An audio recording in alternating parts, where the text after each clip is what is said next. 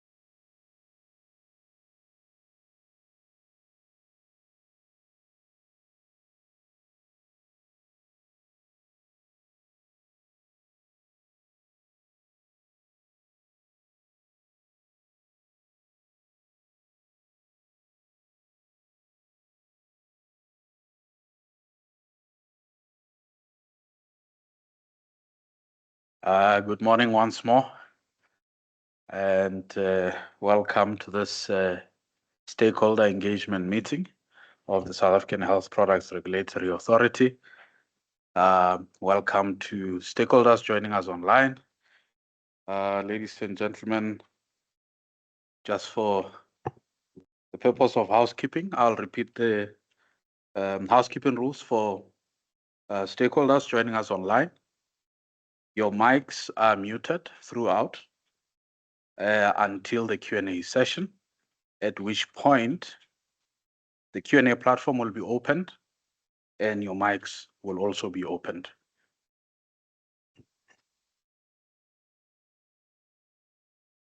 In our midst, ladies and gentlemen, we have not only the executive of the South African Health Products Regulatory Authority, but we also have key stakeholders from the national government, including Dr. Anban Pillay from the NDOH, who's joining us online. We also have Ms. Swasti Samaru from the DTI. We also have from the BEE Commission, Ms. Rachel Malachi, Ms. Lindiwe Madonsela, Ms. Stella Sikita. Ladies and gentlemen, the executive of SAHPRA is also in our midst. We have the Chief Regulatory Officer, Menkambule. We have the Chief Financial Officer. How are you, sir? Dadahos. And we have the Chief Executive Officer, Dr. Sumet Makokotle. We felt it important to convene this meeting so that we may have dialogue across two key conversations emanating out of policies that SAHPRA is intending to workshop with yourselves, engage you on. As you are aware, and as you may have seen in 2021, when the rollout of the COVID-19 vaccines, the imports or the import value for medicines or medicinal products in the country almost doubled year on year due to that. So it is important that we discuss localization and increasing local capacity.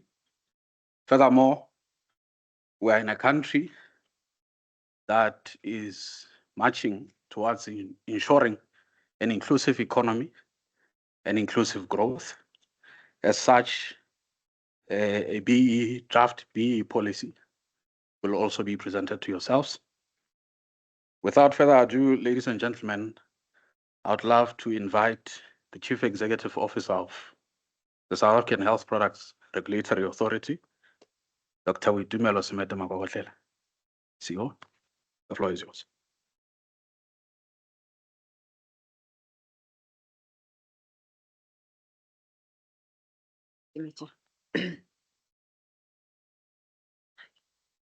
Great. Good morning, everyone.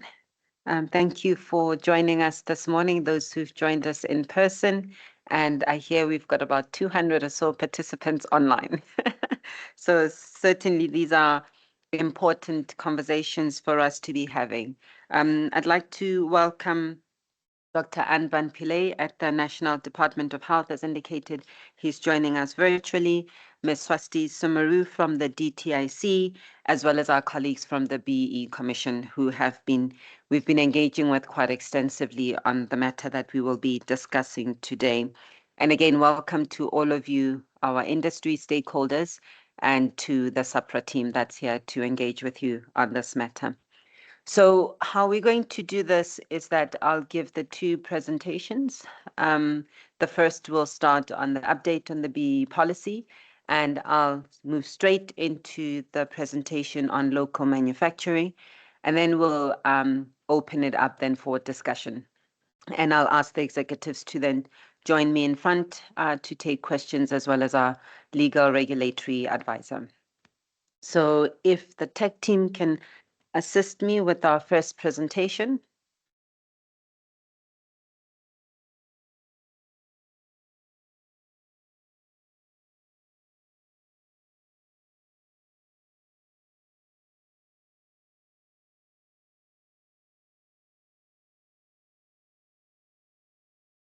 No, not this one, the BE one.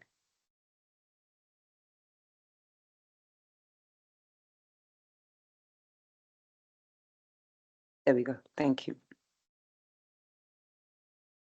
Okay, great. So thank you, colleagues. You'll see this presentation is a bit wordy. I don't personally like wordy presentations, but you've given us such extensive comments that I thought, let me reflect on some of those so that you get a sense that we've really looked at everything. And so apologies beforehand for the wordy slides, but I think it is important that we go into some detail on these. It seems the pointer is not working.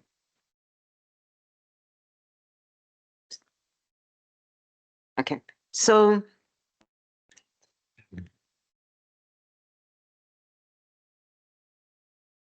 I just want to, before I go into detail, I thought it's important for me to just highlight some core principles. If there's anything you take away from this discussion on BE, this is the slide that I would like for you to please take note of, because this is really core to what it is that we want to achieve.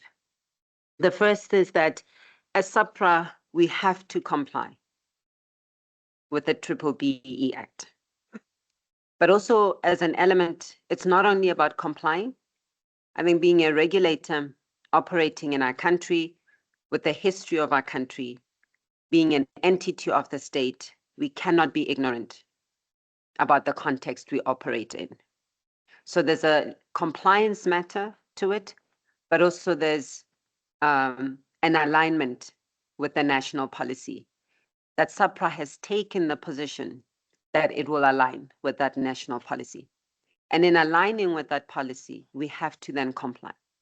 As I've indicated in the past, before we arrived at this position, we consulted extensively and understand that this engagement even started pre the establishment of SAHPRA. So this has been an ongoing deliberation within the regulator. And I indicated at a prior engagement that at some point we tried to get exemption so that we can understand the sector. And the National Department of Trade, Industry and Competition said no. As an entity of the state, we've had many years to comply with this act, and we have to comply. Our board is aligned with us, and they've actually asked us to deal with this with the required urgency. So this is a position that we're taking. The second point, as a regulator, our mandate is about safety, quality, efficacy for public health needs. That should never be compromised by any other compliance matter. That is at the core of who we are and how we operate and how we arrive at decisions. And so that will remain. And so even in applying the B-BBEE Act, at the core of it is it should not affect access to health products. This for me is critical, that we all are on the same page about this. Linked to that, and I saw in the comments that there was lack of clarity around this. SAHPRA will never reject a license application on the basis of your BE status. Never. If there's anything you can quote me on, please let it be this one. Because we will be working contrary to what our Act requires. So there are mechanisms of how we can comply with the Act, but rejection of a license is not one of them. So we will never reject a license application because of whatever BE level you are. So all licenses, if you comply with the license requirements, whether it's GMP, whether it's GWP, etc., you will get your license. Okay, and we will tell you how now we will apply the compliance to the BE Act. We will also not determine what BE level you should be. We all are aware that our sector does not have sector codes, so we will apply the generic codes. So SAHPRA will not say, be at this level of BE, and therefore you will then get your license. No, no, no. We're saying, let us know what BE level you are. And so in the first phase of this implementation of the policy, we're acknowledging that this is a complex sector. This is a critical sector that enables that our health needs are met in the country. So before we can even develop a criteria, we want to understand, because this is new for us. We could infer from what you submit when you apply for tenders, etc., but we would rather have the data ourselves, because we recognize through an analysis that we've done that not everyone submits their products to the public sector, right? So that's why we're saying in the first phase, give us your certificates. That's all we ask for, so that we can then do a study to understand the structure of the sector. So irrespective of your level, and I'll talk about exempted entities, and we've engaged with the BE Commission and the DTIC around the exemption and the affidavits, etc. I'll talk to that. But the first phase is that let's understand, and once we then have that understanding, we'll develop a criteria. And the same way we've done with the policy, we'll bring the criteria to you and say, here's the criteria, how we will utilize this. At the core of it would be access to health products that we can't compromise. So it will probably be a matrix, a mix. And then we say, this is now how we will apply. So first phase, please provide us with your BE certificates or your affidavits, etc. The third part, and I've alluded to earlier that we've consulted extensively. We would not make such a fundamental shift without extensive consultation. So we stand here with the confidence that we've adequately consulted. We have had legal opinions on this matter, and this is what we will proceed to do. SAHPRA and yourselves, we can engage on the how, but the principles are as indicated here. So this is where now I go into some detail, right? And please bear with me. So we had some comments which I'll talk to quite at a bit of a high level on the various sections of the draft policy that we had published. So some of the comments were around this some lack of clarity in some of the elements, and I've started to allude to this, that, is SAHPRA going to dictate the BEE level?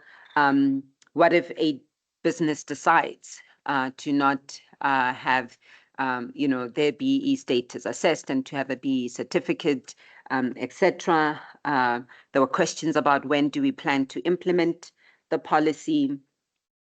Questions around the criteria. As I said, the criteria will come in the second phase. For now, we want to understand the sector. So briefly, our response to these questions are as follows. So as indicated, the sector does not have sector codes. So the default then would be to utilize the generic codes, okay? The second part is to say that, as I've indicated earlier, the first phase will collate the information, we'll do our industry analysis, and then we will come to the second phase, which is, here's the criteria, let's consult on the criteria, and this is how we're going to apply it. And I know there's a bit of anxiety, and I can fully understand that, right? That you're saying, here's this policy and we don't know the how.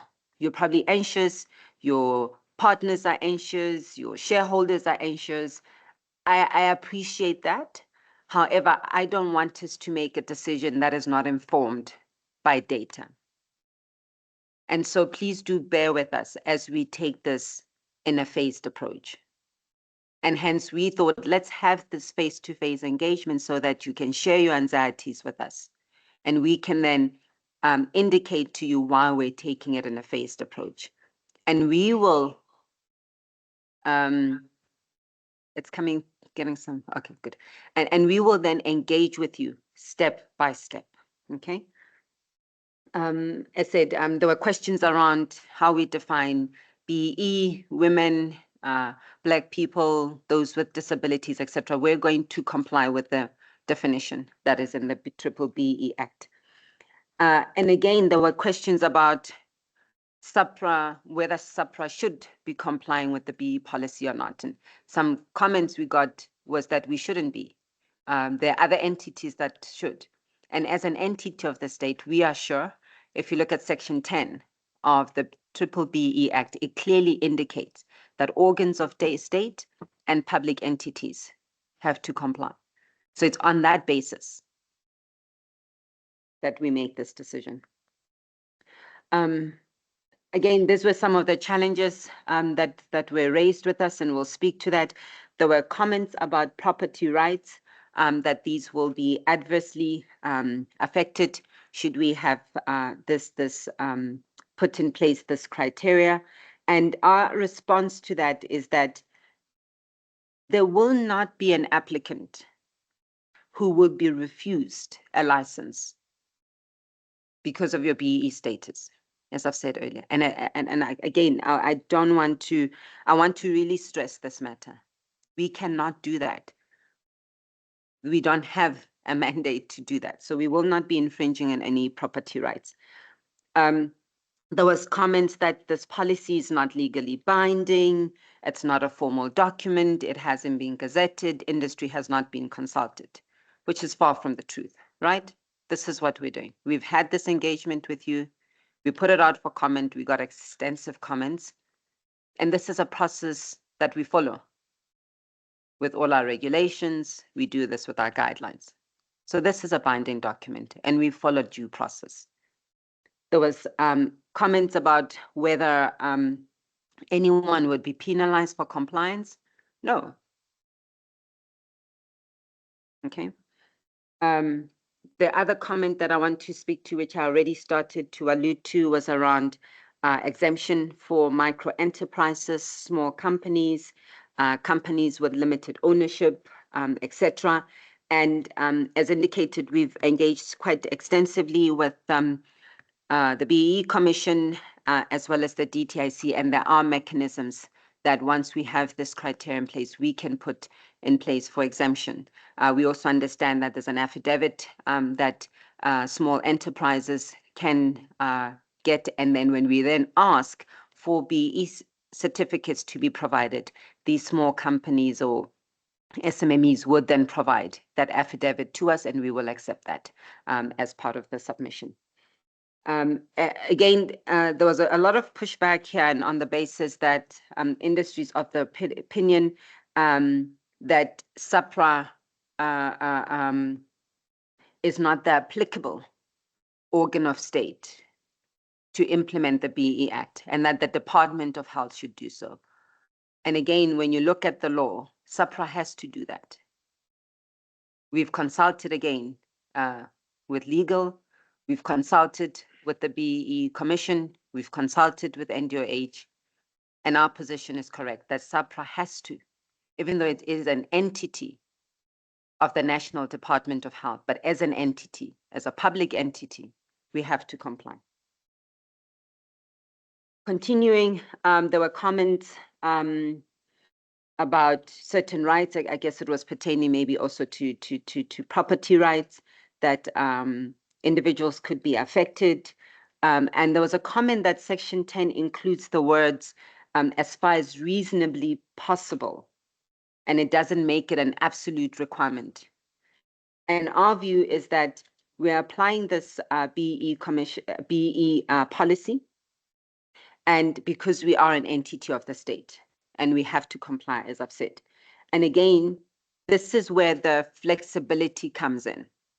And even in our discussions with the BEE Commission and the DTIC, they did say that there is flexibility in compliance. You have to comply, but how you comply, you then determine that as an entity. And that's where then that we can negotiate. You know, I always say that as a regulator, we have elements that are non-negotiables, and we have some where we can negotiate. Compliance and aligning with this policy is a non-negotiable. But how we implement this, that's where we will be engaging with you around the criteria. Okay. Again, apologies, these are wordy, but I wanted to really capture your comments so that you can see that we spent a lot of time engaging on this. There were comments around what in the draft policy we published came through as though we want to dictate and we want to impose on management structures. We want to impose the BEE level, and indeed that's not the case at all. We will then align with all the pillars of the generic codes. We understand the codes, we understand the multiple pillars in that. So it may have been worded as though we are infringing on these elements, but certainly that's not the case. In terms of permits, yes, we have permits that are issued by the DG of the National Department of Health, and those permits will not be affected. So this only pertains, and we cover this in the policy in terms of what the scope of this policy is. It will be covered, it will cover the licensing and not the permits that are issued by the DG. And then the other two bullets at the bottom, in terms of the consolidated comments, they really speak to management structures, etc., as I've already indicated. And then on the last bullet, again, there was an impression that was gleaned from the draft policy that we would reject licenses if an individual is not compliant. And again, I've clarified that that's not going to be the case. Okay, in terms of the policy scope, there was questions around our obligations to patient safety, our obligations as indicated to safety, quality, and efficacy of health products. And there was a comment that the Act does not empower a regulator to use the provisions of the Act to exclude or to regulate participants. And as indicated earlier, we're not going to exclude anyone. Okay? And again, this is really not a punitive matter. It is to ensure that as an entity of the state, we support a national policy and position. So no one will be excluded. And I've also indicated that once so what will happen is, okay, let me pause. I'll get to that in the last slide where I talk about the way forward. I'll come back to that. And then on the policy statement, there was a comment made that there is no authority given to SAHPRA in the Medicines Act, under which SAHPRA is constituted to support this approach. And again, there are many other acts that we comply with as an entity of the state. And this is but one of the many that we should be. So even though it's not explicit in the Medicines Act, as an entity of the state, we have to comply with this policy. Okay. And again, as I've said, we've had extensive legal consultation on this matter. There was a comment around direct sellers and that the BEE Act doesn't really recognize this.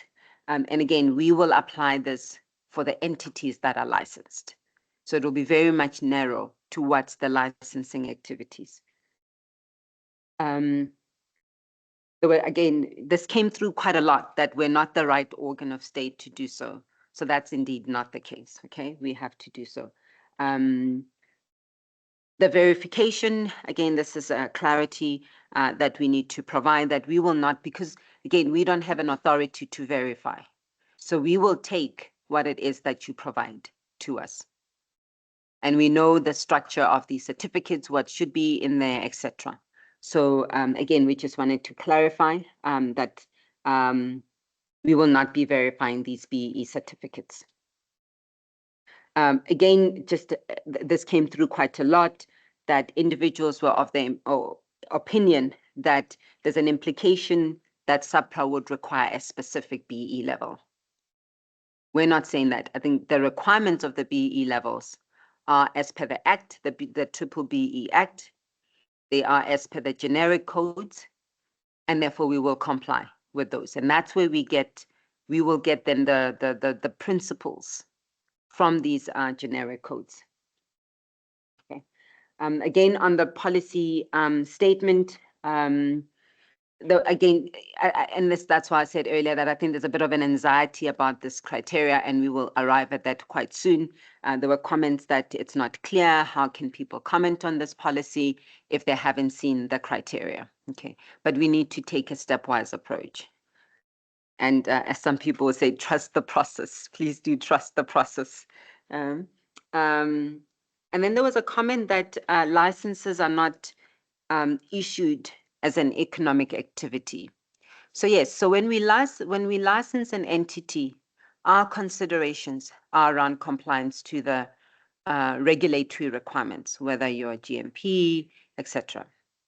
But as an entity, you operate in an economic space, making available health products.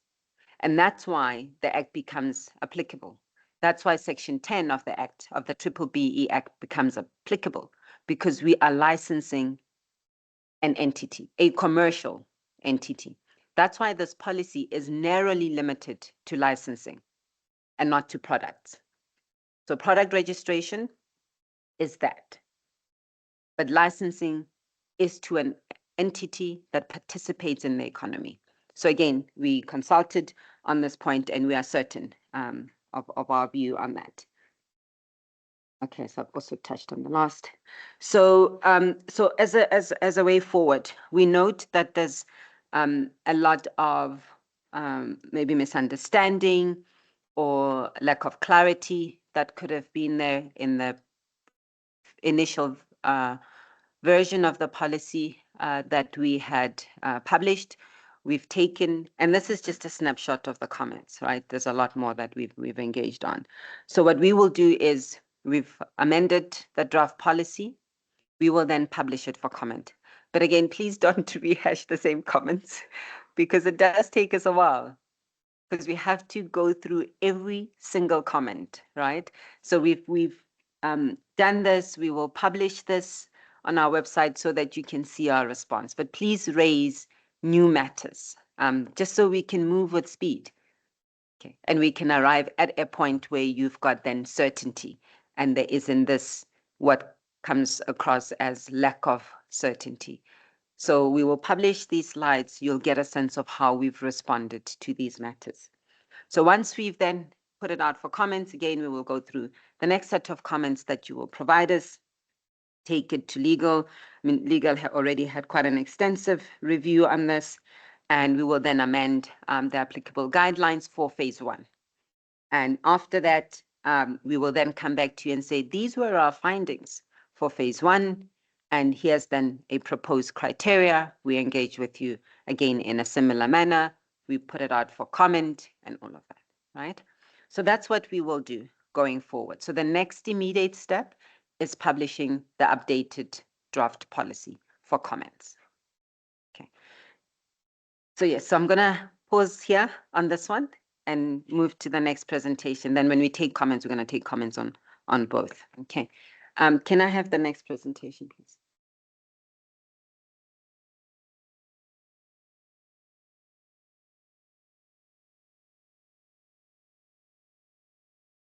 Okay.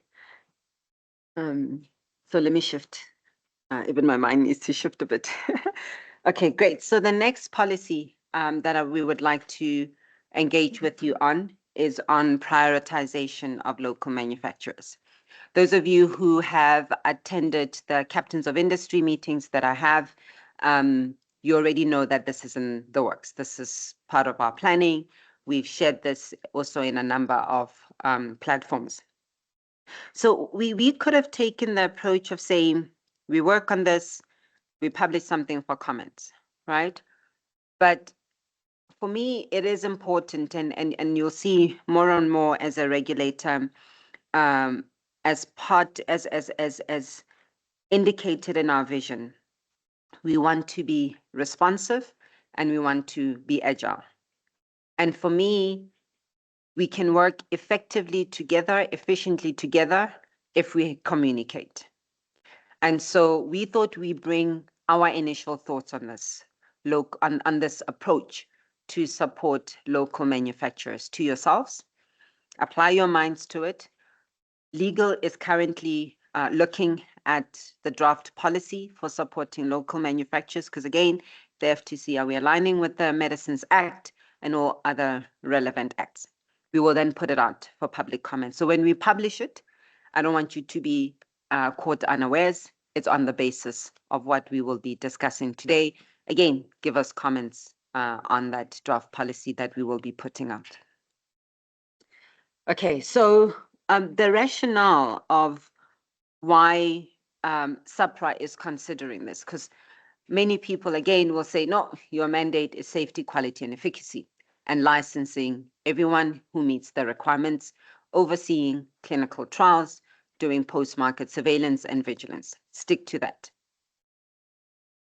which we can. But I think it'll be a myopic view, right? We're quite clear in our vision that we're an agile and a responsive regulator. And this has been tested many times. During COVID, this was tested. We're now dealing with mpox. This is being tested, right?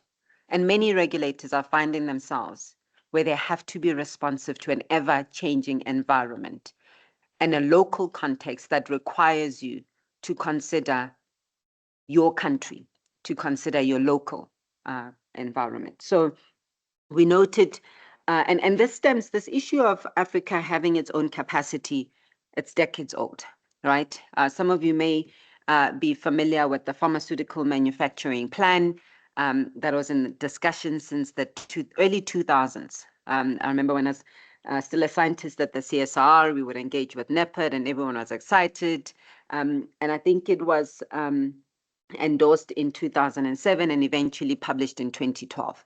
So I know for us in R&D, we were quite excited because we thought, yeah, finally we're going to have an industry that we can partner with as scientists, and our wonderful technologies are going to be commercialized, right? But I think we always go to the default, right? So this pharmaceutical action plan, if you have time, please read it. It's a great plan that I think had it been implemented as per the objectives then, during COVID, we would have been sitting in a very different context, right? So this problem has been in existence for the longest of time. And the aim of the pharmaceutical manufacturing plan was to promote sustainable access to quality and affordable medicines and integrating local production as part of an overall health system strengthening package. So that was in place, COVID happened. We all know what we're in the sector, we were all faced with it. We saw the delays in access to vaccines. We were caught in meetings late at night with the government negotiating to get some vaccines into the country. We got vaccines a year plus later than the established markets who have the manufacturing capacity. So the continent has acknowledged that through the AU and many other mechanisms. And in response to that, there's a number of interventions that's been put in place. There's a number of policies that are being put in place. And really at the core of it is to say, let's get Africa out of a position where we're so heavily reliant on the West to make products available to us.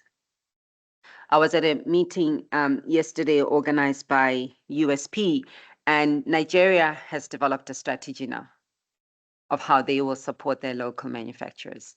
You're aware, Egypt has a strategy of how they support.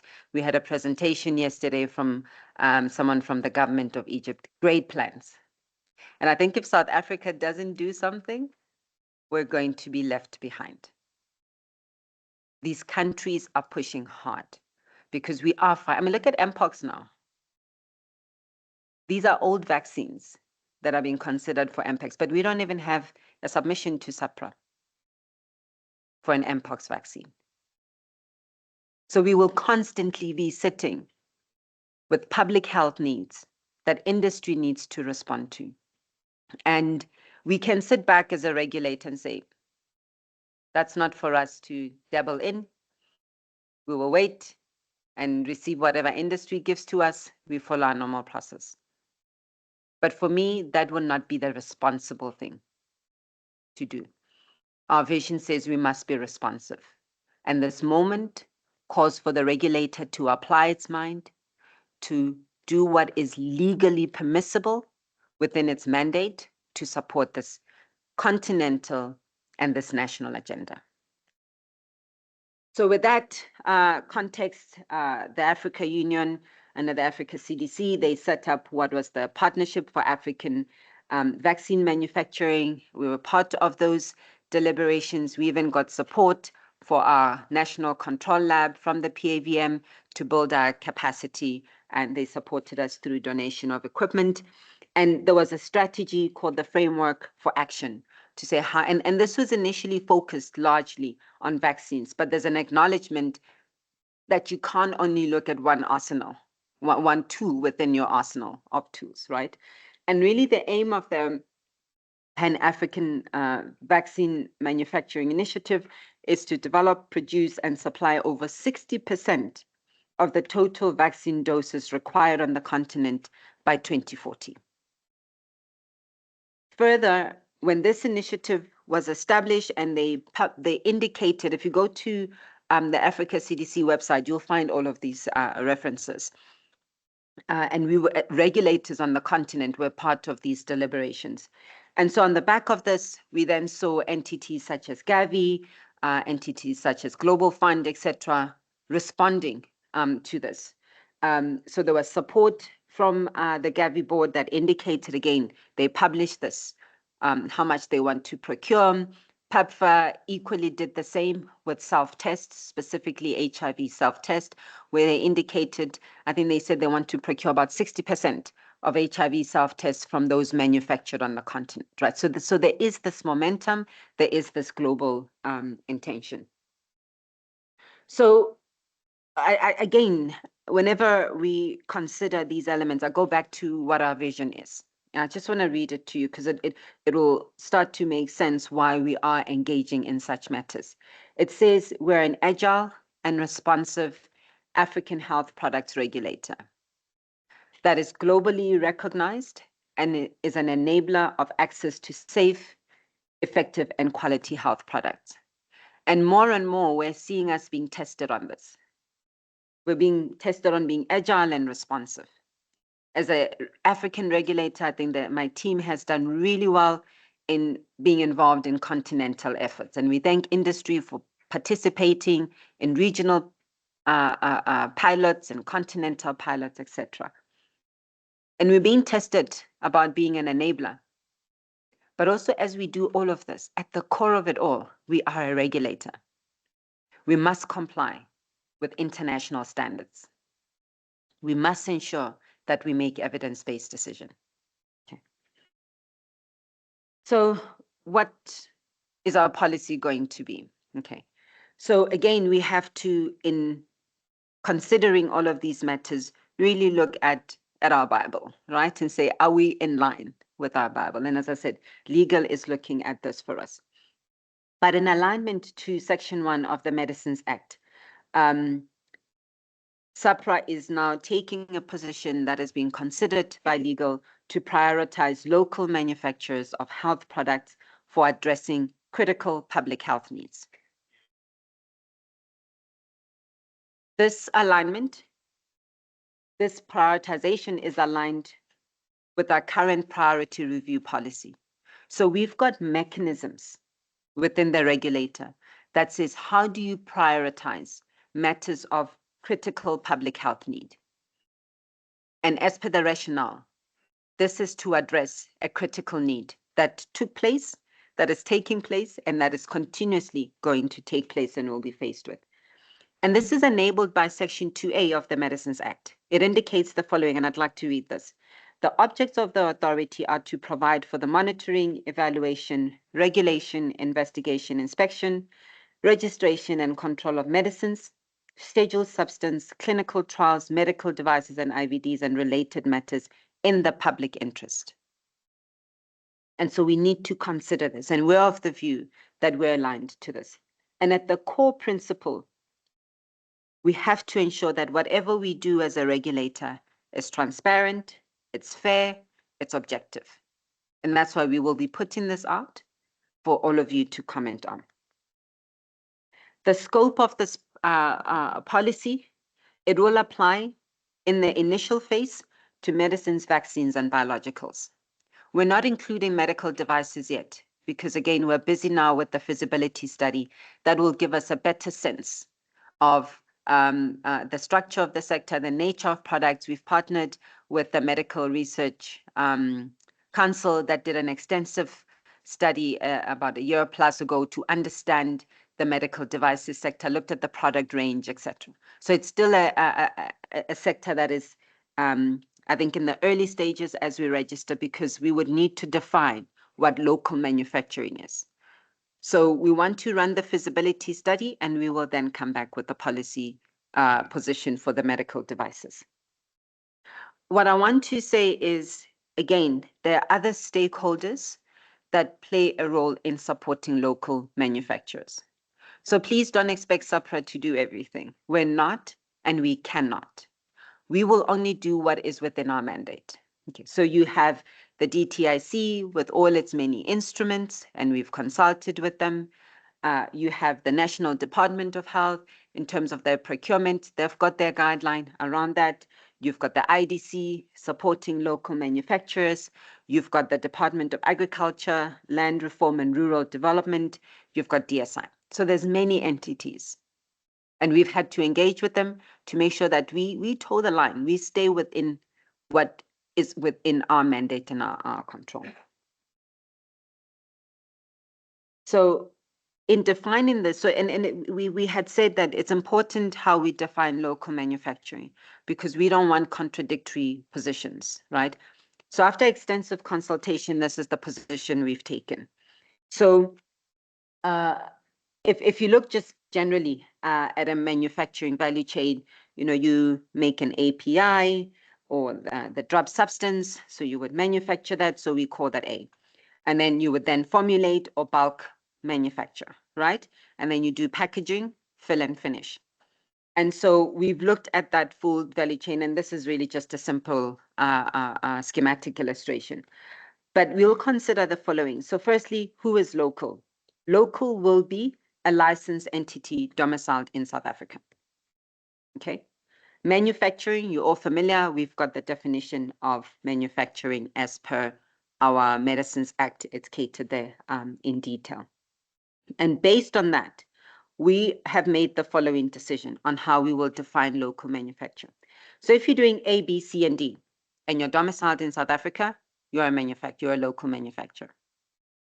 If you do B and C, domiciled in South Africa, i.e. licensed to do those activities in South Africa, we will be considered a local manufacturer as per this principle. If you do C alone, for us, because this is anchored on addressing a public health need, we will not. It doesn't mean DTIC does not consider that as manufacturing. It's within their remit. Our remit is to make sure that we address those matters that are of public health need. That's why we had to study the Act and say we don't want to operate outside of that. Okay. But for vaccines, fill and finish will be considered as local manufacturing. Okay. So what are the key principles you will see in this draft policy? We will consider an element of public health need. So one of the questions I'm expecting to get, and I'll preempt it and I'll respond to it. If you're manufacturing locally a paracetamol, is SAHPRA going to prioritize you under this policy? If you can demonstrate that there's a critical shortage, we will. But if there's many other products that are available, we will not, because it's not a public health need.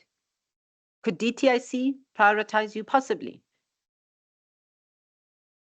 So again, we need to consider that there's many stakeholders. So that's why we're anchoring ours on a public health need. So you will need to motivate why you're of the view that your product, your application should be considered under this. Again, the sites must already manufacture the product in South Africa, and there must be a demonstrated demand. We will prioritize medicines that are locally manufactured. So I use medicines being medicines, vaccines, biologicals, etc., that are of public health importance. And how we intend to do that is to include this as a criteria within our priority review policy, which many of you are familiar with. So you will need to motivate to say, I'm a local manufacturer because of the following. Please consider my application under your priority review policy. The team will look at that and say, yes, you align with this policy for the reasons stated. Therefore, yes, you go through a priority review. That's how we're thinking about it. So the API or the drug substance may be imported, but if you're formulating into bulk in a SAHPRA licensed facility, you would be considered. So again, once we've put together this policy, we will detail out in our priority review policy. We will then include this in there, okay? I've already spoken to the vaccine, so these are the principles. And it's important that once an entity has been granted the priority status, for us, it's important that you don't get that status, then a year later, you move your manufacturing facility elsewhere. It will defy the whole process, right? So again, as part of our licensing, we will monitor that indeed industry is complying with this. So these are the principles that you will see in the document that we will then publish. So what are the next steps? Legal is currently looking at this. We've engaged with them at a high level. It may change slightly, but the principles will be as such. We've engaged with stakeholders because it was important for us that we are aligned. So we're looking at possibly publishing the draft policy between September and July for comments, okay? And then once we receive your comments, we anticipating that in the latter part of the year, we will consider your comments. We have to take it to the board for approval, just the same way we will be taking the BEE policy. And then after that, we will then implement. So these are the tentative timeframes. I knew you were going to ask me about timeframes, so I thought let me be upfront, but I've given myself a range to cater for any other development. So that's how we're thinking about it. So with that said, thank you very much. We'll now open this up for questions. And if my colleagues, CFO, CRO, legal, if you can join me in front. We may have some questions about money.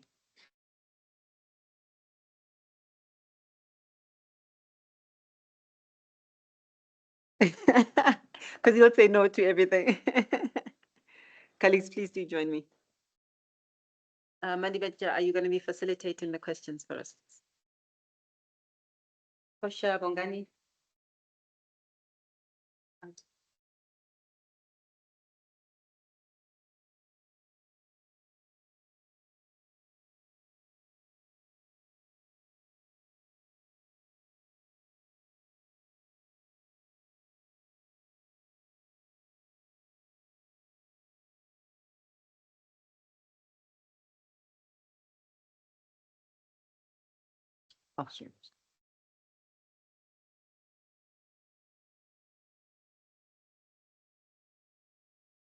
Good morning once more.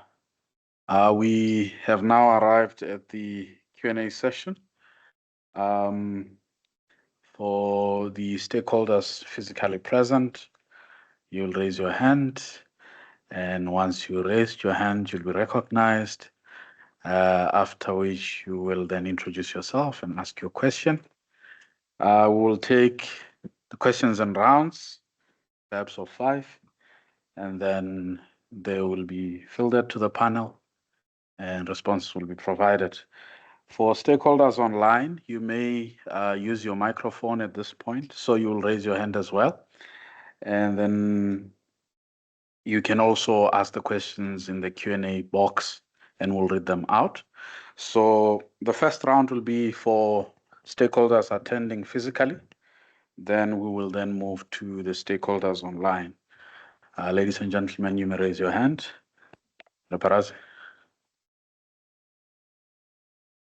Good morning and thanks for the presentation. My name is Bada Parasi from the Innovative Pharmaceutical Association, South Africa. I believe it's commendable that any country should have a vision to be self-sufficient in the production of so many commodities, especially healthcare commodities. And so government is to be commended for moving towards this objective. What I'd like to understand is it really at this stage the prerogative of the regulatory authority to take the lead in this? I'm glad Swasti Sumaru is on the call. I recall that about 6-7 years ago, the DTIC came up with a plan to set up or strengthen the biopharmaceutical sector in South Africa and come up with a policy in that respect. And a study was commissioned to that end. The one thing that one could say was disappointing at the time was the fact that input would have been required from more departments than just the DTIC. Especially missing from action was the Department of Health. Be that as it may, I think the study was finalized, and I believe that with all the instruments and incentives that the DTIC has been able to use over the years, one would have expected them to start putting them in place so that incentives that are quite attractive could be considered even by those companies that for various, including economic reasons, have deemed it unviable to do production in South Africa. Will those be revisited to make it more attractive to move production facilities, say from Zimbabwe or from anywhere in Asia, and locate them in South Africa? Thanks. Thank you, Dr. Barasi. If there's another hand from the floor, yes, sir, you may. Thank you. Good morning, Program Director, and good morning, colleagues. My name is Stavros Nicolau, and I am here in a dual capacity. The primary capacity that I'm here in is Chairman of Pharmisa, which is pharmaceuticals manufactured in South Africa. I don't have a question. I wanted to make a number of comments and or observations. The first is, may I commend SAHPRA and the executive team of SAHPRA on a number of fronts. Firstly, these briefings are immensely useful. They are transparent, they are objective, and I think this type of open and frank communication is what strengthens partnerships across all the stakeholders, not just industry. So I think the team need to be commended for that in the first instance. In the second instance, I think the presentations and the approach that's been taken is an inclusive consultative approach, and the logic advanced is reasonable. It's aligned to both policy and legislation in our country, which we need to respect. I think we have at the core of our constitutional democracy, we have respect for the rule of law. So whilst not all stakeholders are particularly, I suppose, enamored with some of these future requirements, I do think we need to respect the legislation that's in place in the country and work in a consultative basis to find the best middle roads forward. Then my third and final comment, I do want to speak a little on local manufacture. So let me again commend SAHPRA for coming out with this draft policy on prioritization of local manufacture. It's a package and one element of what is required for local manufacture or localization, as we're calling it, on the continent. And I usually agree with my colleague Bada Parazi. I'm not going to agree with him in this instance because I don't think SAHPRA are taking the lead here. I think the lead's been taken elsewhere, as it has been on the continent. And if anyone's taken the lead, quite frankly, it's the African Union, Africa CDC.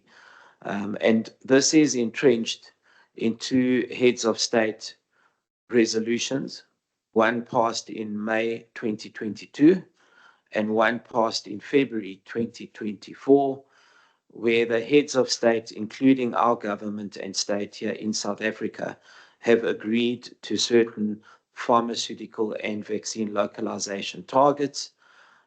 For example, on vaccines, to produce 30% from the current 1% by 2030. And core, if you read in those resolutions, core to that is regulatory streamlining and harmonization. Secondly, the mandate of the Africa CDC has been expanded, not only to include vaccines, but also to include other therapeutics now. So I think SAHPRA need to be applauded with looking at not just South Africa, but beyond to continental health security and what we are calling, what Africa CDC is calling health sovereignty in our lifetime, is what they're calling it. And then lastly, the CEO mentioned Egypt earlier. There are many, many countries in our continent that are pursuing prioritized registration to support localization. We certainly won't be the first, but because she cited Egypt, and I've just come back from there, let me give the Egyptian statistics. So Egypt set up the United Procurement Agency 4 years ago, and cardinal or germane to that strategy is prioritization of products that are going to be produced locally in Egypt. There is a cap because you don't want to prioritize paracetamol number 36, okay, but you do want to prioritize those products for health security. And since they've implemented this, they are now producing in volume terms 91% of everything that can be produced in Egypt is now being produced as a consequence of this. And as I said, the EDA, which is the Egyptian Drug Authority, is germane to this strategy. So I think we need to applaud SAHPRA for following suit. And I think we look forward to commenting on the policy, both of them, and also to speedy implementation, because the longer we linger with these things, and it's been a general complaint of investors, offshore investors, that we take too long to implement things in this country. I think the longer we take, then obviously the less inclined we are to compete with the continent and the rest of the globe. So thanks very much for allowing me these few comments. Cheers. Thank you. Yes, sir. Thank you. I'm Mohammed Budania. I represent a local generic company called Uthman Biosims, and I commend SAHPRA for the work they've done. However, and I agree that, as a country, we must be self-sufficient when it comes to medicine. But we also have to take into account our history and our past. So I'd like to ask two questions. The first one is, well, local manufacturers have to declare their BEE status. We know as a fact that a lot of our factories are factories that have come out of apartheid that excluded many Black people. So for Black people to have factories and to locally manufacture, we need to understand if this policy of SAHPRA will take that into account. And then the second question related to that a little is, the CEO in the presentation says a local entity that is licensed in South Africa. So I want to ask that, does that mean a local entity licensed here, but is 100% owned by a foreign company? Is that regarded as a local manufacturer? Yeah, that's it for now. Thanks. Thank you. Yes, sir. Thank you. My name is Kingsley.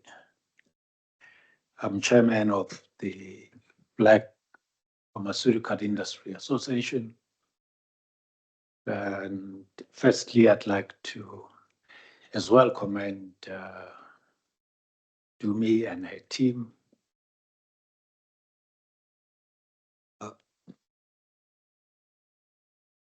with regards to having gone this far with respect to the BEE policy and the work, the sterling work that's been put into place. We really commend you, Dumi. Just a comment on that. You indicated when you presented that you had considered and applied for deviation with the DTIC, and that was rejected. However, there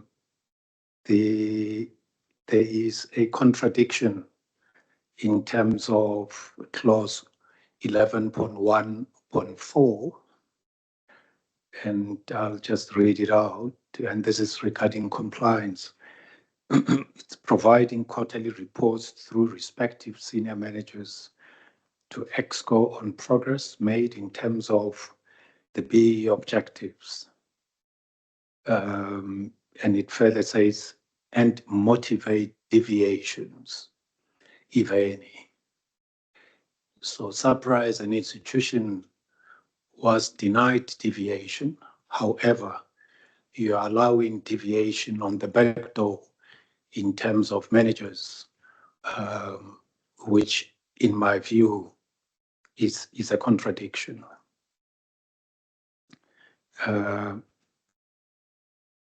On localization, there's quite a number of comments. And first is on who is local. You indicated that only vaccines would be considered, fill and fill is considered local. As we speak, South Africa has just on 30% of non-awarded medicines within the EML, which is, and that's your medicines within the treatment protocol guidelines. So most public hospitals don't have medicines. What's the rationale in just allowing vaccines to be considered local? Two, around that is cohesion of policy around these matters of what is local, what is not local. We would recommend that your definition of local be in line with what Swasti and her team within the DTIC and NDOH define as local, so that there's no contradiction when it comes to, and make it easier for local manufacturers. Lastly, the G20 that just met recently in Brazil, the working group agreed on a number of things, which I would just take what's relevant to this discussion. And that is development of a south-to-south pooling regime to guarantee volumes, reduce prices of medicines, and coordinate buying. And secondly, to strengthen reliance systems to expedite the market authorization of southern produced products. And this is primarily on fostering and making sure that localization of medicines is prioritized mainly, especially by developing countries, especially South Africa, in terms of our case. So with regards to that, we would recommend maybe for SAHPRA to consider development of a restricted list jointly with the DTIC and NDOH of products which has seen many African countries like Ghana, Ethiopia, Kenya, Egypt, and many others grow their local capacities. Because unless you have a restricted list that says these particular products cannot be imported, that helps in terms of developing a sustainable, agile, and strong local manufacturing base, which unfortunately 30 years into a hard-earned democracy. And as I say, I must commend you. I never thought SAHPRA would get to talk about issues like this. And we're glad that SAHPRA is engaging. Many other countries do exactly what you just mentioned. And we want to offer support throughout as the BPIA. I thank you. Thank you. Before I recognize the next set of hands, I would like us to at least take these questions that have been raised. I think they've been quite numerous. But before that, as I indicated, we have Dr. Anban Pile from the Department of Health on call, and we also have Ms. Swasti Samaro from the DTIC. Given that there's been reference to both their entities, I wanted to perhaps invite them, if they would wish to do so, to make comments before the SAHPRA executive addresses the questions. Ms. Samaro, you can come in.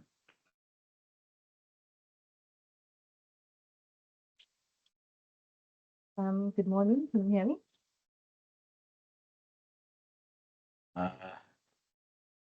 Can you try again? I think you were not so clear there. Good morning. Can you hear me? Yes, we can. Please go ahead. Thank you for the opportunity. And I think from the DTIC side, we also would like to echo what some of the speakers said earlier is commend SAHPRA for this initiative. As the DTIC, we recognize that the pharma, the healthcare industry is a great contributor to the trade deficit. And in fact, we are sitting at number 6 in overall at the moment, which is not a good position to be in, and to obviously support a lot more activity. Samaron? Yes, sorry, can you not hear me? Yeah, you are not very audible, ma'am. I do not know whether it's your mic.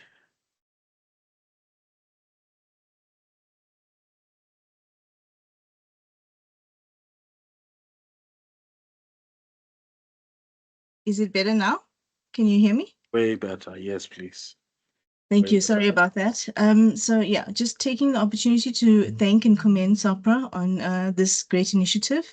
As the DTIC, as I've indicated, that the pharma, medtech, the overall health industry is a great contributor to the trade deficit.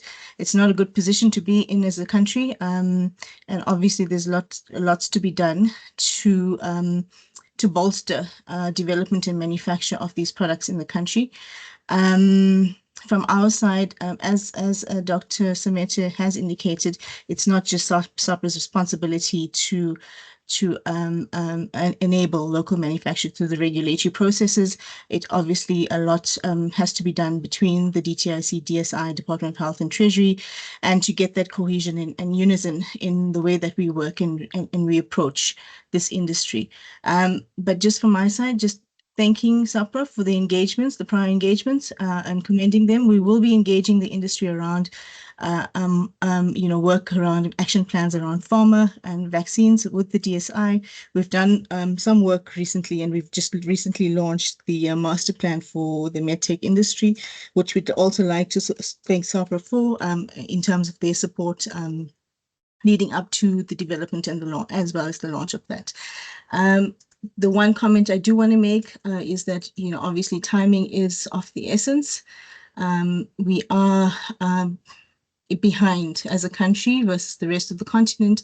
So, getting this done as quickly as possible would be great to ensure that, that we leverage and capitalize on the current capability and capacity we have as a country. So I think let me leave it there. But just in terms of the other issues that have been raised by the industry, yes, we will be approaching them around action plans going forward. Thanks. Thank you. Dr. Pile, please, the floor is yours, sir. Thank you. Thank you very much for organizing this meeting, and morning to everyone in the room as well as those that have dialed in. I think this policy has been long in the coming. There's been a lot of debate and discussion about how it should be structured, and I think Dr. Samete has summarized that very well. So I don't want to venture to talk about that. I think many countries have already moved well ahead of us. One of my experiences in engaging with the Department of Health officials in other countries is the extent to which they support their local manufacturers in terms of products that need to be available in other markets. So there definitely is a strong support in other countries for the local manufacturers. And so I think we as South Africa need to also respond appropriately around that. The second point I want to make is that policies are dynamic. And I think what has been put up is the policy that we would like to start with. But certainly, as the market changes, the structure changes, and there are responses to the current policy, that can be amended. So please understand that these policies are never cast in stone. They will be revised and reviewed. But we must start somewhere, and in engaging with the policy, understand that it's just the start. Thank you very much. Thank you. I'll then allow the SAHPRA executives to address the comments and the questions raised. Dr. Sidi. Thank you, and thank you for the question. My name is Bongani Ngobo. I'm the Legal Regulatory Advisor. As the CEO has said that the BEE Act is a piece of legislation that SAHPRA must comply with as the organ of the state. So we have to keep that in mind all the time when we engage on this issue. So there was a question as to whether regarding the declaration of a BEE status. Our view is that you recall that during the presentation, we indicated that there will be a two-phased approach, in a sense that we want to understand the market first before we can develop the second phase. So for us to get to that, we need to get as much information as possible. Therefore, it will be important for those entities to also provide us with their BEE status. So that will be my response with regard to that question, so that we have enough information on the BEE status. And then there was a question or a comment with regard to paragraph 11.1.4 of the published policy, which relates to the contradiction with the deviation or exemption rather that was submitted to the department. Firstly, I need to indicate that the policy that Mr. Kingsley was referring to, it's a policy that we have revised based on the comments that we have received. So we've cleaned it up to address any issues of contradictions, but I don't think, in my view, that there was any contradiction with the exemption. If you read that paragraph referred to there, with the exemption that was submitted to the Department of Trade and Industry. Thank you.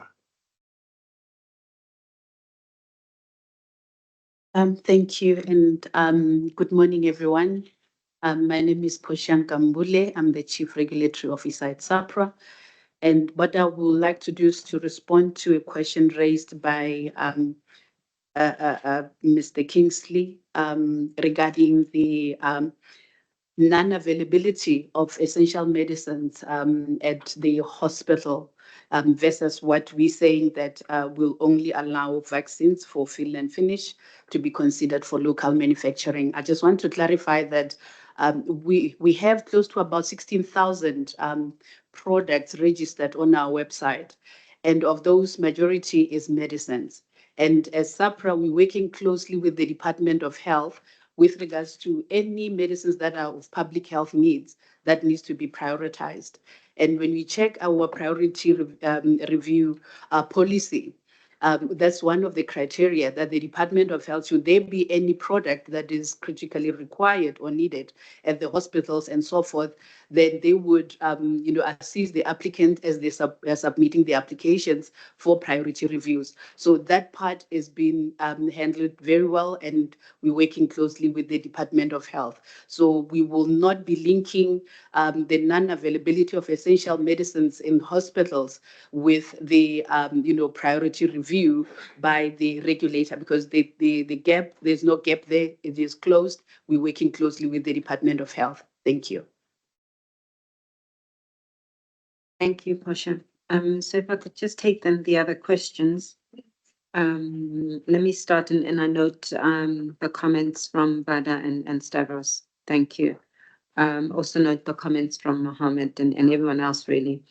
There was a question from Mohammed, and I think Kingsley also raised it around if you are licensed in South Africa but not 100%, but you are 100% foreign owned, do we consider that local? And again, this is where I made reference that there's other stakeholders that look at these matters. Company structure, ownership levels is not that what we should be influencing as SAHPRA. So the DTIC, through its mechanisms, will then support those that have whatever ownership structure. What we're looking at is if you are licensed locally, because that's within our mandate, we will then consider that. And then there comes then the production or the manufacturing level. So yes, you may have a company that's 100% foreign owned that would then be considered a local manufacturer if they align with the requirements of the policy, i.e. doing the activities A, B, C, and D, etc. Because ours is about a public health need. And as Swasti rightly mentioned, there are other instruments to take care of many elements. And I think for me, it really is important that we understand that, because we do not want to be in a position as a regulator where everything comes to us, because then we will be working outside of our mandate. And this is an element that touches on many stakeholders in the country. If you look at countries that have done this, the regulator is but one piece of a bigger scheme. And that's what we're doing in this case. So if you happen to be 100% locally owned in your manufacturing, you'll equally benefit. But at the core of what it is we will do is to ensure public health needs are addressed and health security. And to the point, and I think Swasti probably, touched on this in terms of why SAHPRA taking the lead. We're not actually, we're responding to a national imperative. We're responding to a continental imperative. And so again, and it's also okay to take the lead in some matters, right? Because we are visionary as a regulator. We do see, we engage quite a lot externally between us that are sitting here. At any point, we're out of the country engaging with others. And really, South Africa is lagging behind, as Dr. Pillay said and as Swasti said. And we need to work together to say, how do we move South Africa Inc. forward? So when I go outside and I engage, I don't only wear a SAHPRA hat. I wear South Africa Inc. hat, because there's matters I'm asked on that pertain to the country. I may not speak to them in the authority required, and I will refer them to others. But when external entities engage with SAHPRA, they're engaging with South Africa. And so that's the approach that we take in this on. Just maybe if I could touch on some of the other questions. I think Kingsley, you asked these. So while we will not ring fence in the policy to say, and we cannot. So let me start with your last question. Restricted medicines and restrict. As a regulator, we cannot do that. We can't have a restricted list. The country may have, in terms of manufacturing, the DTIC may do so and say these products must be procured locally. But for us as a regulator, we can't. Because if there is a health need and that product comes into the country, for us, what we're interested in is product availability to address a health need. So I don't see SAHPRA supporting being part of any initiative that says that let's restrict.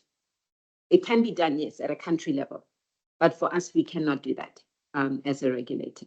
But how we would enable that is when then someone comes and applies for priority review, under the ambit of being a local manufacturer, they can say as part of their motivation, this product is considered within this list, and we will consider it. The same way that we do for our current priority review policy, we consider your motivation, but we cannot be the one that says we're restricting these to local, because if they're not available locally, there will be a gap in terms of access to medicine. So we cannot do that.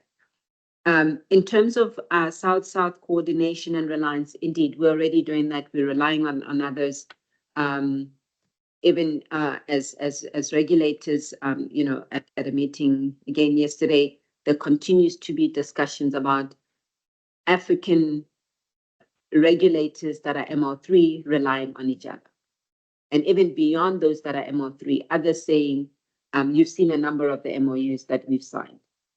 Other NRAs are saying, SAHPRA, if you've put in all of this work to register a product, why should I, Zimbabwe, do the same piece of work when I don't have capacity? Can we not enter into some kind of recognition? So those discussions are at early stages, but they're certainly taking place with Namibia, with Zimbabwe, with Botswana specifically. And once we have the modalities of how we do so, then these will be published, because the industry obviously would need to know. But those are some of the conversations. But reliance is an important element. There is a recognition on the continent that we will never, as regulators, have the adequate capacity we need. So let's rather be efficient with the use of our resources.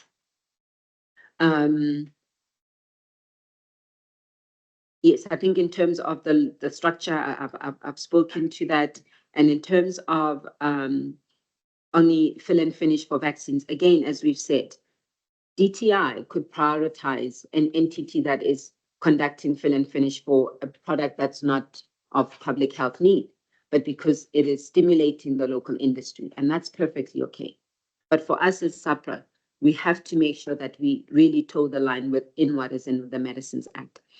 The other element that we're quite, I think, concerned and cautious about is once you put too much into this priority review pathway, it will be the list will be so long, it will no longer be a priority review, right? And that's why we need to make sure that elements that we put in this bucket of what is truly priority, and that's why we've got a team that looks at the criteria, that looks at the application and says, do you align?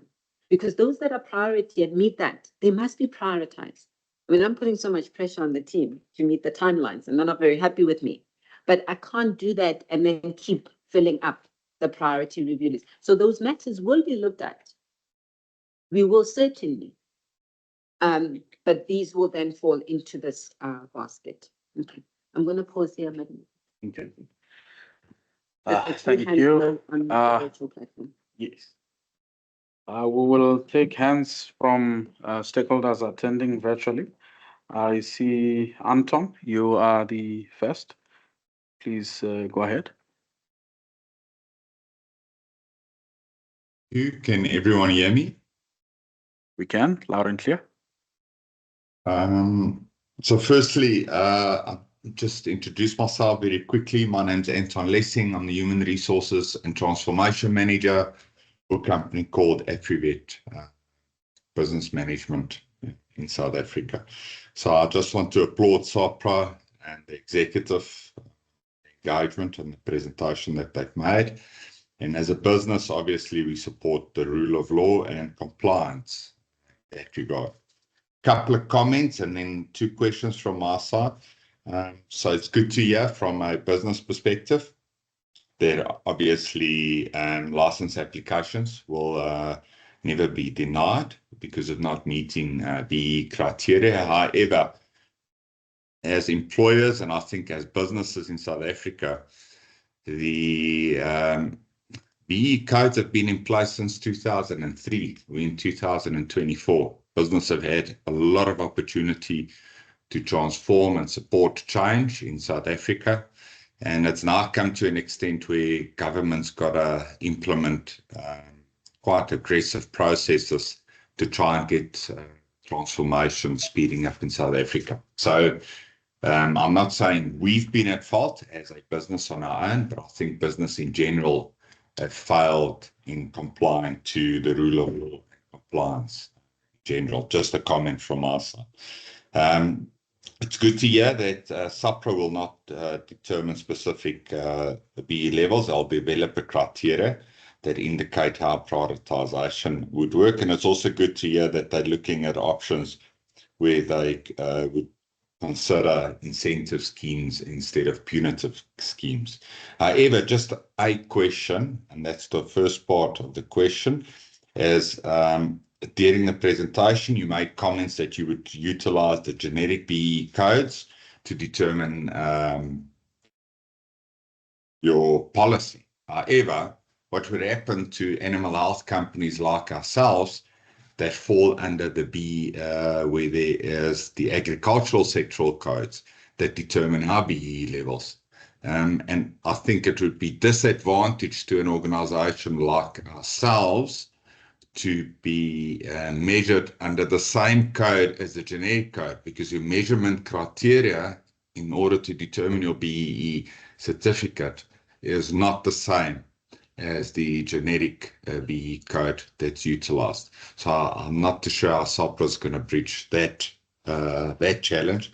The second part of the question is the implementation period. Obviously, you've got phase 1, and we all know with project plans, one's got to, if you put deadlines to it, then it's, for lack of better words, it's everyone strives towards that direction.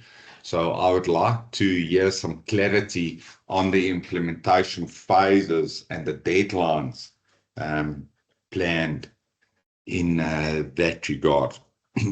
Also, you're mentioning there's a lot of talk about local suppliers and that. I'm not a specialist in that regard. However, when an entity like ourselves gets measured, we get measured on pillars that's determined by your BE scorecards, which takes ownership, management, and control, your skills development, and enterprise and supply development and socioeconomic development into consideration. I think SAHPRA's got to be very cautious when they set, and it's good to hear that you cannot set ownership and management and control targets within your policy, because then you're trying to write where entities are being measured on to achieve their BE codes. But one's got to be, one's got to take cognizance of the fact that any organization in South Africa that's applying for the BE certificate, as part of that, there's an enterprise and supply development portion that is coupled to local enterprises. That's got a very massive weight on your BE scorecard in the agricultural sector. And so one's just got to take that in consideration as well. So the two questions, just to sum up, the implementation period plan, phase 1, phase 2, and then institutions like ourselves.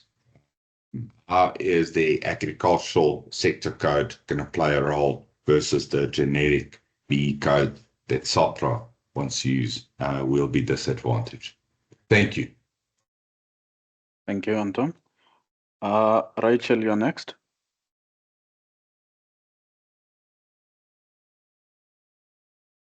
Thank you and good morning. Can you hear me? Loud and clear. Okay, thank you. Mine is just 2 comments or questions. Firstly, the earlier in presentation spoke about these phases, phase 1 and phase 2, and that in phase 1 there'll be a collection of certificates so that the SAHPRA makes an informed decision based on the dynamics of the sector. And my understanding was, hence, there was no criteria which, in terms of Section 10 of the Act, SAHPRA is compelled to have a set criteria in terms of how they are going to engage with their licensees. So because there's no criteria, we were told no. In fact, there's this phase 1 where certificates will be collected in order to determine these dynamics in the sector, so that we, if I understand it, in future maybe set criteria, because currently there's none, and the sector has delayed, and or the regulator has delayed 20 years and so on to sort of implement B-BBEE. So does that mean that with this collection of certificates, then in future iterations of this policy, there'll now be a carrot and a stick to say we're just not gonna have concessions like currently as we have. There are no penalties for having not a B certificate and or even having a lower BE level, but in future, because we have now collected the data, we know what's happening in the sector, and there's been support for the sector, then through DTI incentives and so on, then in future there'll be that stick to say, unless the sector has achieved such and such a level, then they'll be licensed appropriately and so on.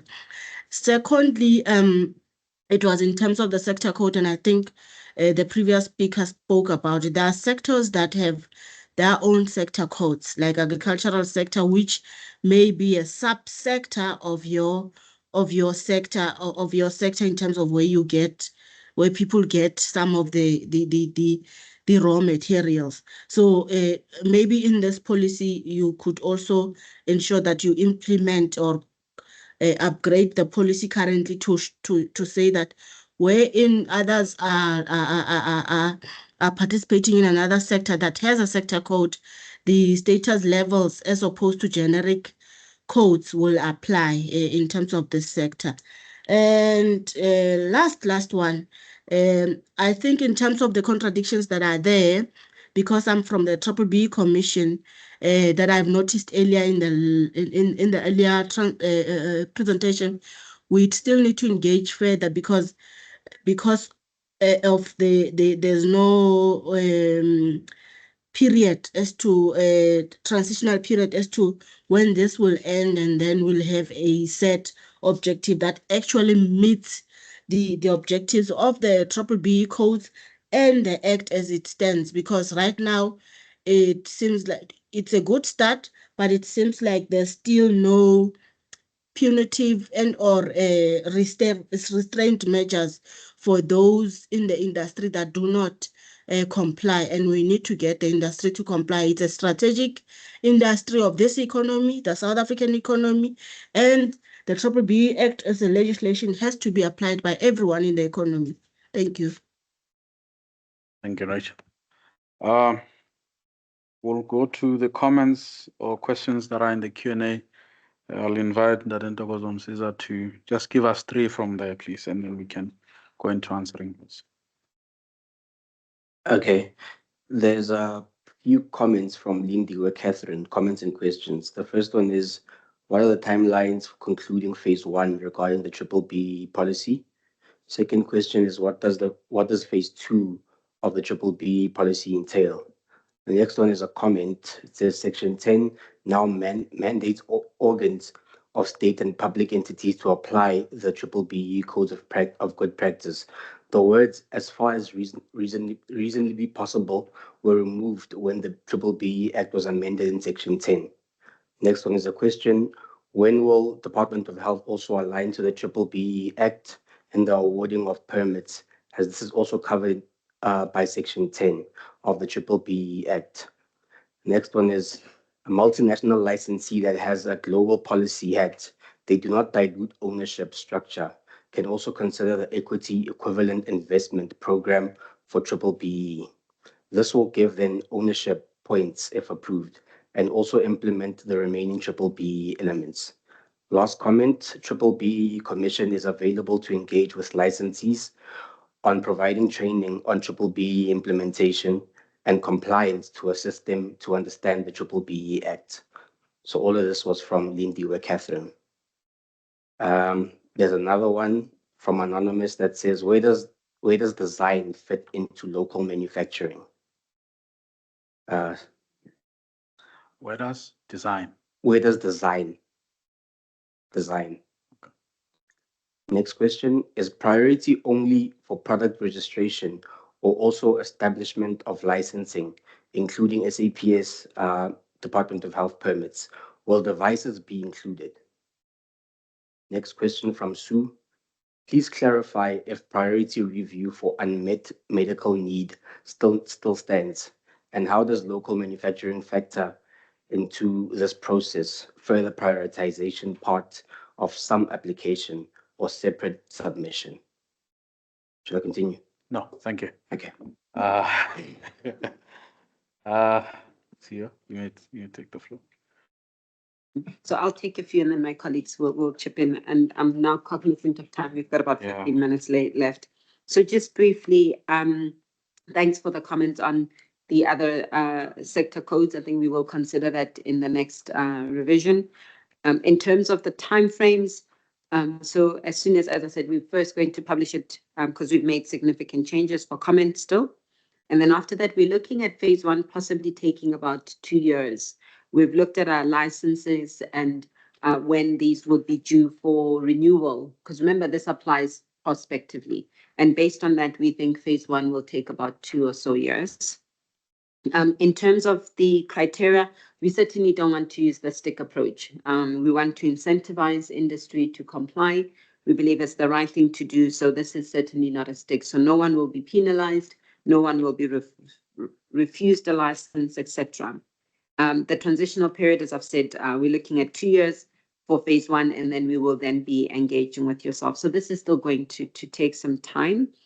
I'll ask Dr. Pillay after this maybe to comment on the NDOH, questions around the NDOH.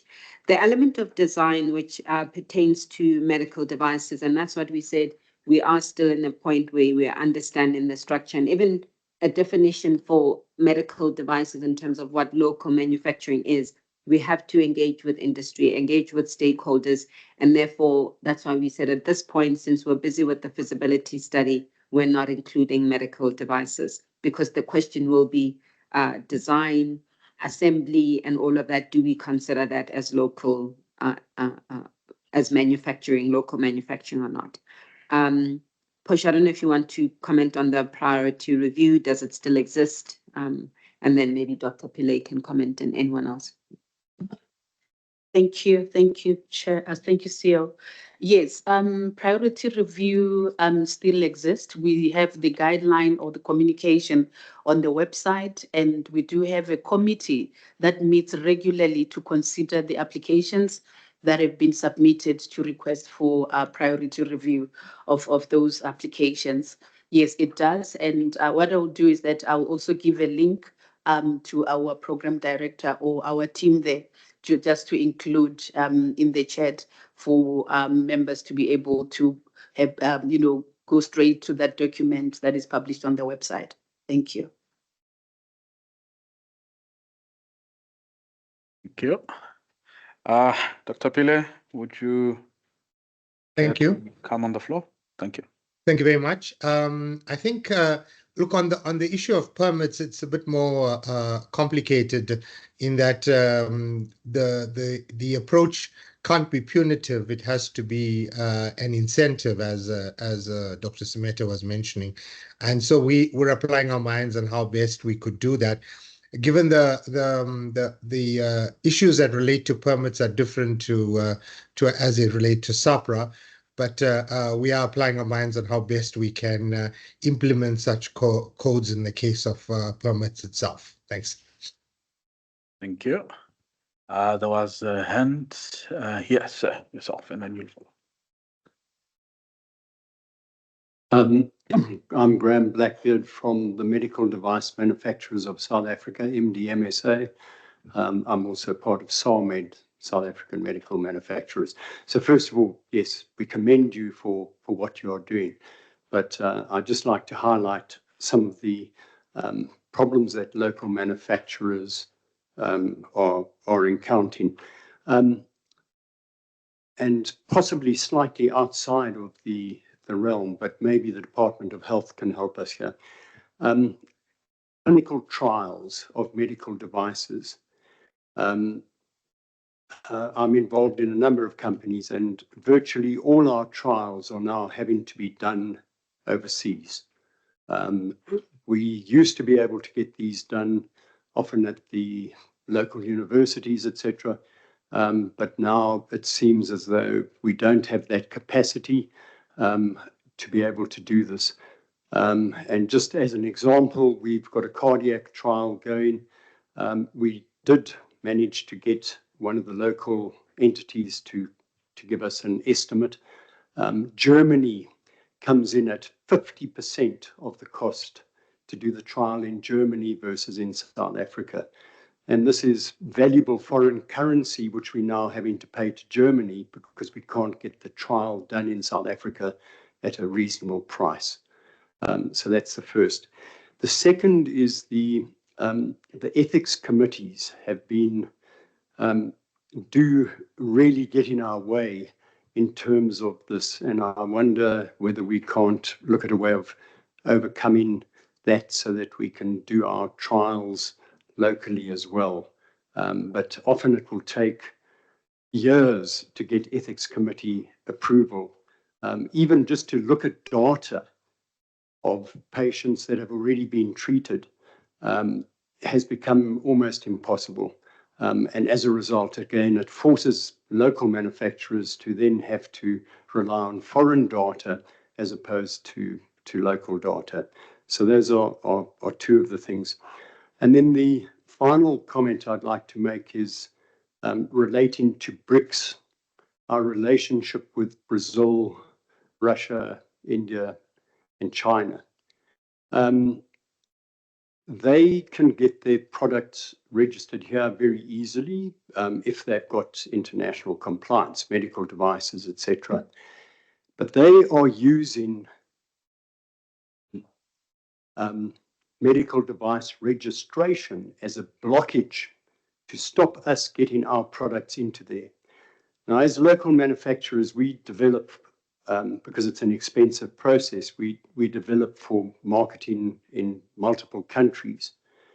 And yet our partners in BRICS have put incredible barriers for us to get our products registered in their countries. And I think this is more to Swazi at DTI. Can we not look at least within the BRICS environment, them accepting South African manufactured products without us having to spend multiples of money? For example, our dental implants, to get them into Russia, we've spent over 40 million rand, which is again foreign currency exported to try and get it through Russian regulation, which just seems to change and change.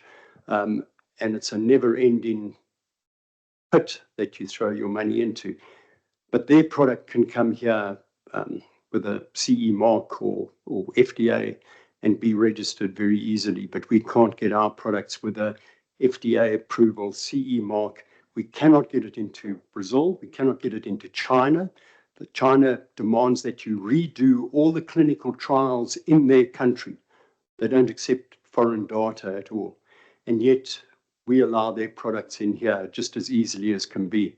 So it would be wonderful if SAHPRA could just be aware of that and possibly not prioritize from those countries until they come to the party and start accepting South African product. Thank you. Yes, sir. I see we are left with about 5 minutes, so I'm going to take only 2 more questions. Sir, at the back. Thanks for the opportunity. I am Tepo Ndlovu, a pharmacist from Osindisweni Hospital in KZN. I am grateful to be here, and thanks to SAHPRA for organizing this stakeholder engagement meeting. So I once read a report which was commissioned by the Wellcome Trust in partnership with the BioVac and authored by BCG. It was mentioned that Gavi, being the largest buyer of vaccines for use in Africa, derives less than 1% of their vaccines from African manufacturers, both in volume and in economic value. And the CEO had spoken that the framework for action, which aims to enable Africa to manufacture 60% or more of its vaccinate locally by 2040. So I just wanted to find out that for young professionals like myself, how can we actively participate in achieving this goal in terms of the relevant education and skills which will be needed as one of the key building blocks of a strong, thriving local manufacturing industry. Thank you. Thank you. Perhaps is your hand still up? Is your hand still up? It's fine. Sir, Dr. Kingsley. Thanks. I just thought I'd clarify the issue I raised around maybe it was understood incorrectly around the vaccine fill and fill. And I'll put it more directly. Can we allow B companies that establish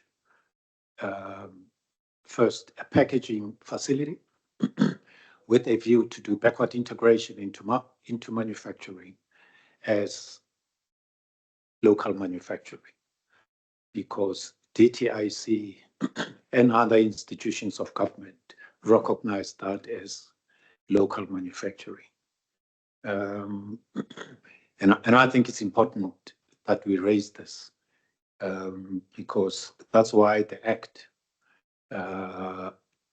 exists. The Act exists in line with the Constitution of this country that seeks to redress the imbalances of the past. So what is this that SAHPRA is doing to accelerate, given that you are saying if someone does not comply, he will not be penalized? So why does the Act then exist? Why are we even in the first place having the Act if we cannot implement the consequences? Therefore, on the other hand, we say, all right, we understand that the overall context of B is primarily to, in this context, protect companies that do not comply, as opposed to redress the imbalances of the past, which we are aware of. And I think it's important that we, I think as an industry, as a people, as South Africans, say, what is this, that why can't we have BE companies that are in packaging be recognized as local manufacturers, maybe for as long as there is a plan to do backward integration into manufacturing? Because most of these wide companies are where they are because of past legislation. So we need to use legislation as well to do the same, to redress the past. Thank you. Thank you, Dr. Kingsley. The executive will now take the questions.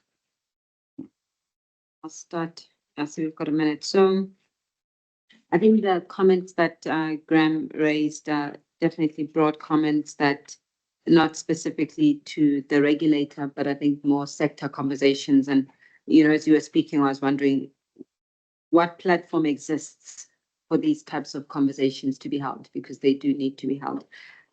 Specifically, I mean, obviously in terms of the cost of trials, we can't be involved in that as a regulator. It's an important element. We're not certainly downplaying it, but I think it needs a platform to engage with other stakeholders, and similarly with the ethics committees.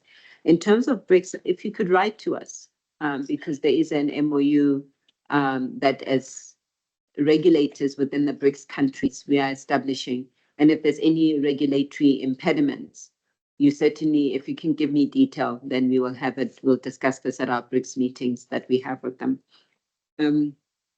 On the question of Gabby, the skills there's a number of industry stakeholders here, so maybe afterwards identify a few of them and see how they can assist you. I think it's an important question around having the right skills in the country for manufacturing. I think we've got skills for R&D, but certainly if I look at where we're heading, where the continent is heading, we need a lot of skills in manufacturing. So this industry here that I think you can engage with.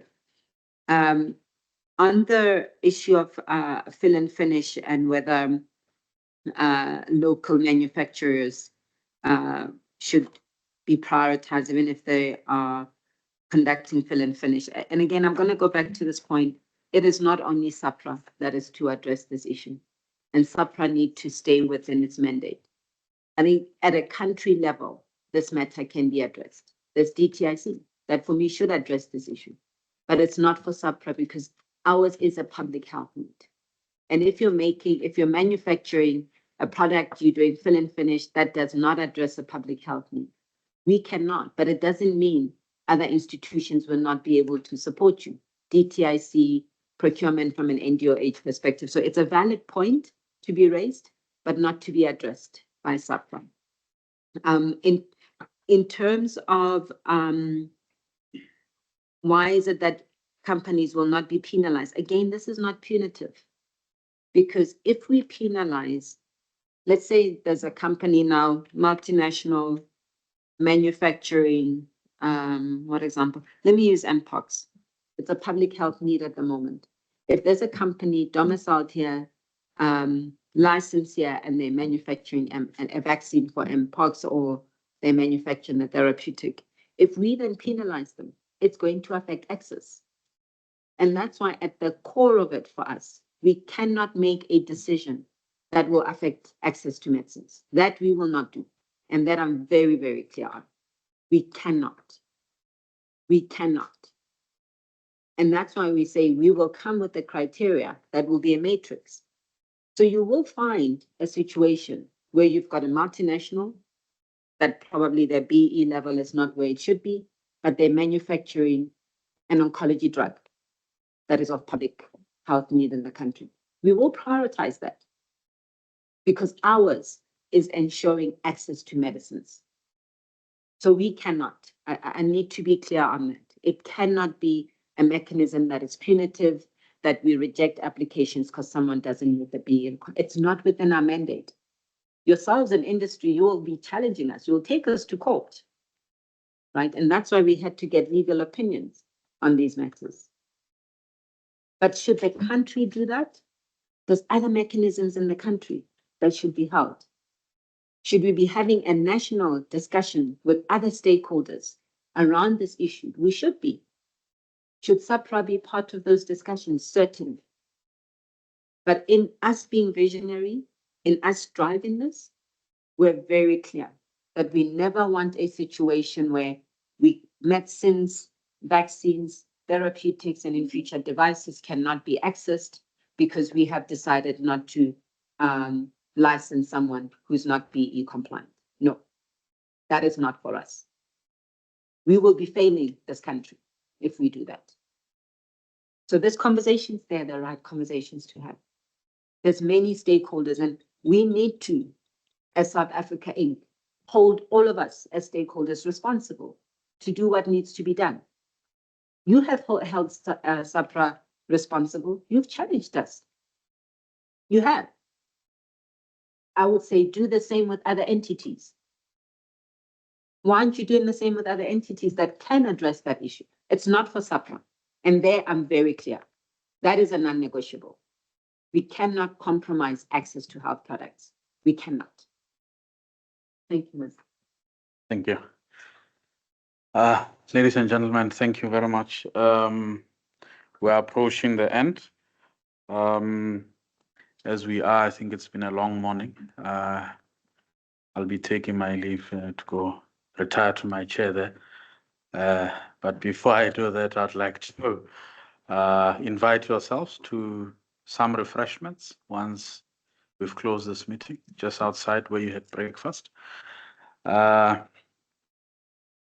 And now I'd like to call the Chief Executive Officer of the South African Health Products Regulatory Authority, Dr. Samantha Makokotlela, to come and close the meeting. Thank you. Thank you, Madimecha, and thanks to the team for helping us field these questions. But I also want to thank you as industry for taking time to engage on these very important matters.